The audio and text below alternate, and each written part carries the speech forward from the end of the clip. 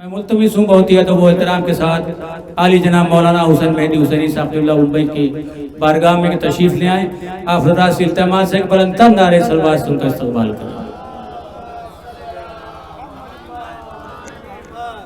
لا حول ولا قوة إلا بالله العلي العظيم. أعوذ بالله من الشيطان اللعين الرجيم.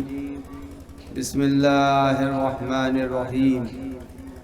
الحمد لله والصلاة على رسول الله وعلى آله آل الله لا سيما على بقية الله واللعنة الدائمة الباقية على أعداء الله وآدائهم أعداء الله.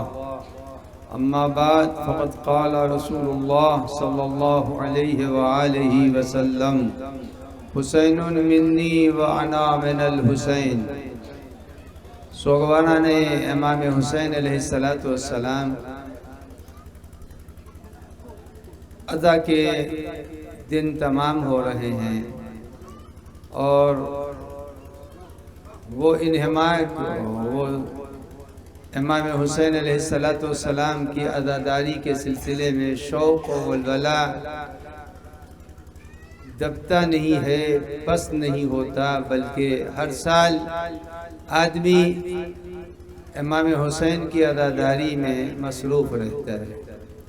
عزاداری امام حسین علیہ السلام عبادت ہے، اور عبادت کے لیے ضروری یہ ہے کہ عبادت ایسی کی جائے جس میں دکھاوا نہ پایا جائے. اگر عبادت دکھاوے کے ساتھ انجام پائے گی تو وہ عبادت نہیں ہوگی، اور وہ عبادت ضائع اور برباد ہو جائے گی.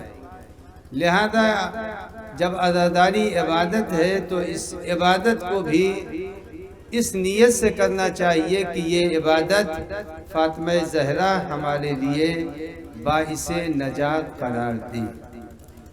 اب اگر انسان کے اندر یہ ہے کہ یہ عبادت ہے تو پھر ثواب ملے گا، اور اگر عوام سے تعریف کی توقع ہے تو پھر ثواب نہیں ملے گا. اب میں آپ کی خدمت میں چونکہ انجمنیں یہاں پر آئی ہوئی ہیں، انجمنوں سے ایک گزارش کروں گا اور سامعین سے بھی گزارش کروں گا. یہ عزا کے آخری ایام ہیں، اور جب آخری ایام ہیں تو نوحے کے معنی ہوتے ہیں آہو زاری کرنا، نوحے کے معنی ہوتے ہیں گریو زاری کرنا. لہذا نوحہ پڑھنے والا جب نوحہ پڑھ رہا ہو تو سننے والوں کو رونا چاہیے، واہ واہ نہیں کرنا چاہیے. اب نوحوں کا مزاج بدلا جا رہا ہے، ادھر نوحہ خواہ نوحہ پڑھ رہے ہیں، سننے والے واہ واہ کر رہے ہیں. تو واہ واہ نوحے کی شان نہیں ہے. پھر قصیدے کی محفلوں کا مقصد کیا ہے؟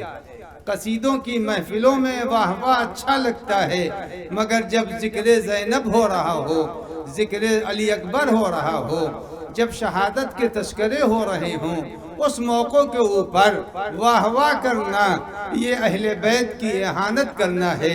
یعنی ہم کو آپ کے مرنے کی خوشی ہے، ہم کو آپ کے شہادت کی خوشی ہے. عزیزان گرامی، عزائے سید الشہداء میں ہر عمل عبادت جب ہے تو اس عبادت کو رائگاں نہیں کرنا چاہیے. خلوص سے نوحہ بھی پڑھنا چاہیے، سوز بھی پڑھنا چاہیے، خلوص سے انسان کو ماتم بھی کرنا چاہیے، تاکہ کہیں کے اوپر بھی عمل کے اندر ریاکاری شامل نہ ہو.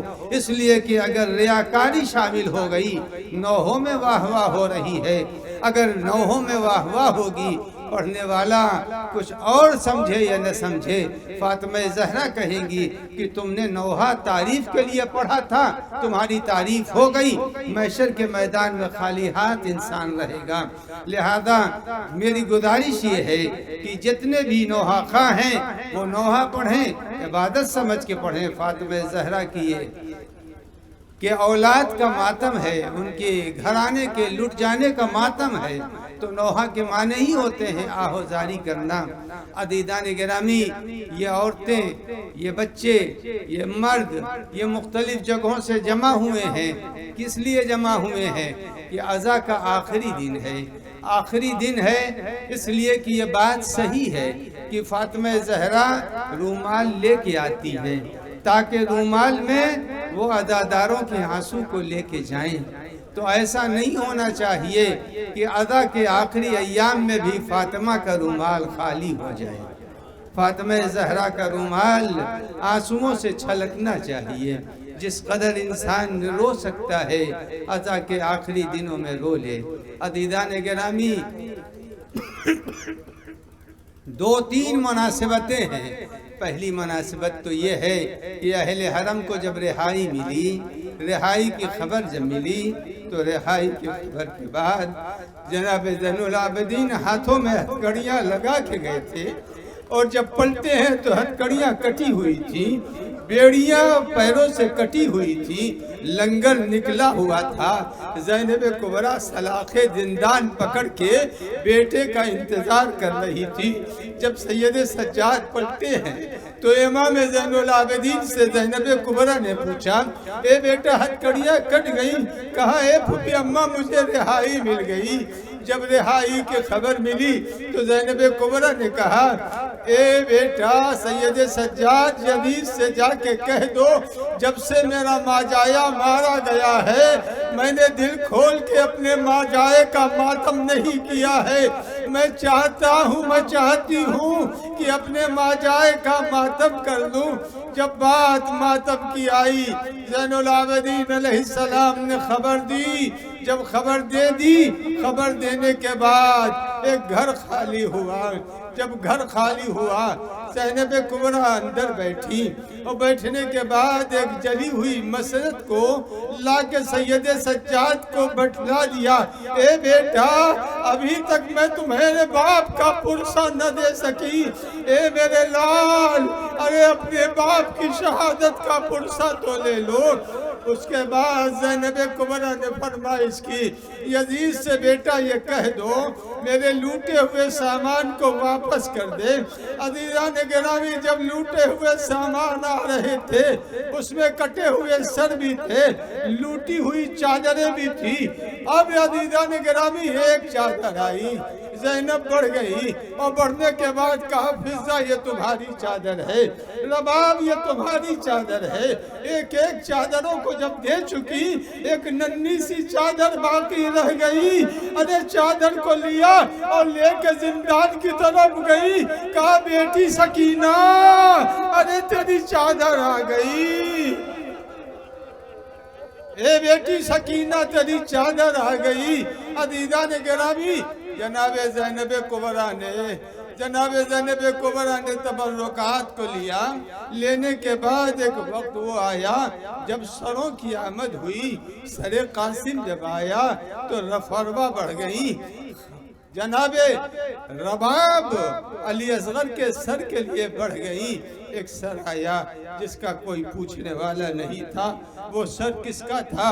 عزیزان گرامی، شام کی عورتوں نے جب وہ سر دیکھا ہے تو جب کوئی بڑھنے والا نہ ملا، کوئی لینے والا نہ ملا، تو برجستہ کہتی ہیں شام کی عورتیں، لگتا ہے اس کی ماں زندہ نہیں ہے۔ یہ سننا تھا کہ زینب کبریٰ آگے بڑھی، کہا، یہ نہ کہو ماں زندہ ہے، مگر میں اپنے ماں جائے کا ماتم کر رہی ہوں۔ جزاکم ربکم۔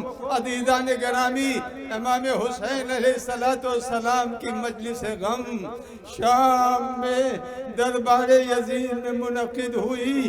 اس کے بعد ایک وقت وہ آیا کہ جب نعمان ابن جدلم سے، بشیر ابن نعمان ابن جدلم سے کہا کہ اب لے کے جاؤ قافلے کو۔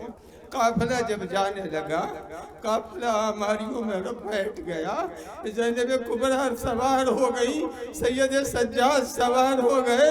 ارے چھوٹے چھوٹے بچے جو بچ گئے تھے وہ بھی سوار ہو گئے۔ ابھی چند قدم ہماری بڑھی تھی کہ ایک مرتبہ محمل سے زینب کبریٰ نے کہا، اے بیٹا سید سجاد سواری کو روک دو۔ سواری روکی گئی، جب سواری روکی گئی زینب کبریٰ اٹھی، اتری ہماری سے اترنے کے بعد مورخین یہ سمجھ رہے تھے، کہا اے بیٹا سید سجاد مجھے قید خانے میں جانا ہے۔ اب جو قید خانے کا نام لیا مورخ نے یہ سمجھا کوئی اثاثہ چھوٹ گیا ہے، کوئی سامان چھوٹ گیا ہے، کوئی امانت چھوٹ گئی ہے۔ لیکن جب جناب زینب کبریٰ قید خانے کی طرف گئی، ارے ذہن بدل گیا، جا کے کہتی ہے اے بیٹی سکینہ، ارے میں کربلا جا رہی ہوں، کوئی پیغام دینا ہے۔ شاید قبر سکینہ سے آواز آئی ہو، اے پھوپھی اماں میرے چچا کو میرا سلام کہہ دیجئے گا، کہیے گا چچا ارے سکینہ پیاسی ہے۔ جزاکم ربکم جزاکم ربکم، جتنا رونا ہے رو لیجئے، پتہ نہیں زندگی باقی ہے یا زندگی باقی نہیں ہے۔ فاطمہ زہرا حاضر ہے اپنا رومال لے کے، چاہنے والوں کا آنسو اکٹھا کرنے کے لیے۔ عزیزان گرامی قافلہ چلا، قافلہ جب چلا، جب کربلا سے چلا تھا تو لاشیں پڑی ہوئی تھی۔ جب قافلہ چل رہا تھا تو ایک وقت وہ بھی زینب کو یاد آیا کہ جب جناب زینب کبریٰ پہنچی ہیں حدود کربلا میں تو سید سجاد سے کہتی ہیں اے بیٹا جب کربلا آ جائے تو مجھے خبر کر دینا۔ عزیزان گرامی جس وقت حدود کربلا میں پہنچی ہے اور سرحد کربلا میں پہنچنے کے بعد بیمار نے کہا اے پھوپھی اماں کربلا آ گئی۔ جیسے ہی یہ کہا بیٹا محمل کو بٹھلا دو۔ ہماری سے زینب اتری، اب جو اتری ہے ارے گھٹنیوں چل کر کے ارے بھائی کی قبر تک پہنچی، اور پہنچنے کے بعد جناب زینب نے بھائی کی پہلی بار قبر دیکھی۔ جب قبر دیکھی تو شاید فریاد کیا ہو اے بھیا ارے آپ نے جو امانت دی تھی وہ سکینہ چھوٹ گئی، سکینہ قید خانہ شام میں ہے۔ عزیزان گرامی جناب زینب کبریٰ نے بھائی کی مزار کو دیکھا، قبر کو دیکھا۔ جب قبر کو دیکھ چکی تو ایک جملہ کہا اے بھیا جب آپ کی بہن آپ سے رخصت ہو رہی تھی سر پر چادر نہیں تھی اور آپ کی لاش زمین پر تھی، اے بھیا زینب کو چادر مل گئی اور آپ کو آپ کی لحد مل گئی۔ عزیزان گرامی زینب کبریٰ نے کربلا میں ماتم کیا، ماتم کرنے کیا۔ جب ماتم کر چکی، ماتم کرنے کے بعد اب سید سجاد کہتے ہیں پھوپھی اماں مدینے جانا ہے، مدینے جانا ہے۔ مدینے کے لیے جب قافلہ روانہ ہوا بشیر سے کہا اے بشیر جا کے خبر کر دو کہ اہل حرم لٹ کے آ رہے ہیں، حسین کا گھرانہ ذبح ہو کے آ رہا ہے۔ ارے جیسے ہی یہ خبر بشیر نے دی ایک ننھی سی بچی دوڑتی ہوئی وہ گئی اور جا کے اپنی دادی سے کہتی ہے اے دادی اماں ارے کسی نے خبر دی ہے میرا بابا مارا گیا۔ جناب سکینہ کی اس خبر، جناب صغرا کی اس خبر کے بعد ایک ضعیفہ نے فوراً چادر پہنی، چادر پہننے کے بعد باہر نکلتی ہے، جاتے ہوئے بشیر کو آواز دیا ادھر آ، یہ بتا کس حسین کی تو خبر دے رہا ہے؟ کہا فاطمہ کا لال مارا گیا۔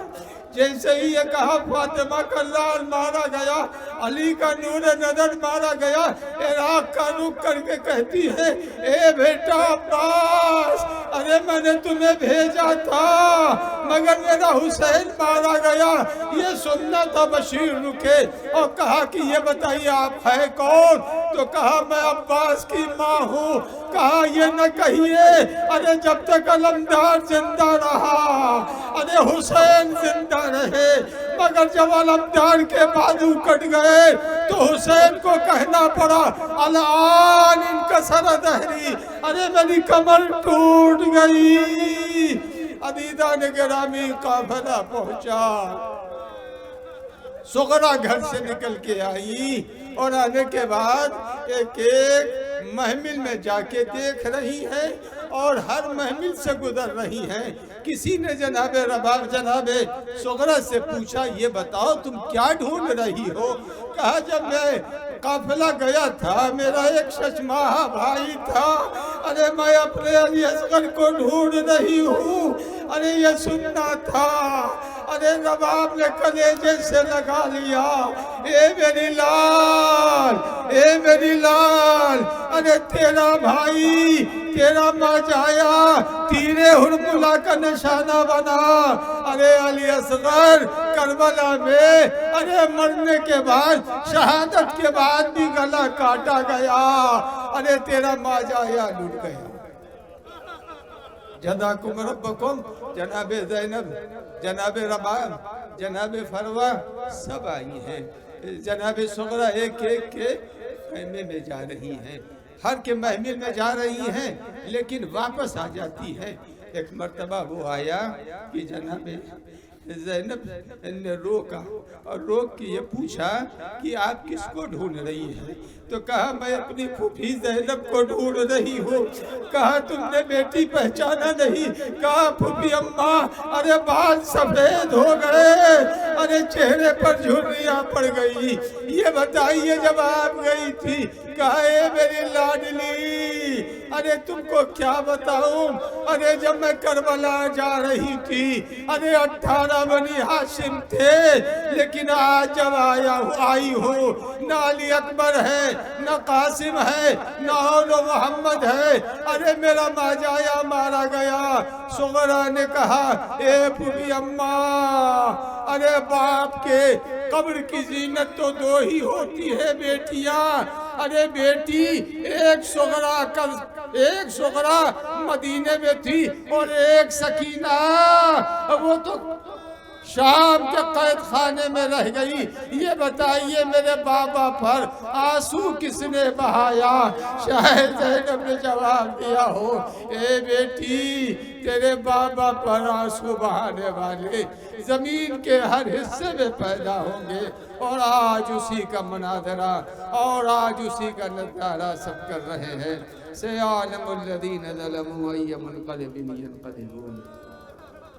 ماتم حسین جب آئے چھوٹ کے اہل حرم مدینے میں، سنبھل کر رکھتی ہے زینب قدم مدینے میں، بپا ہے حشر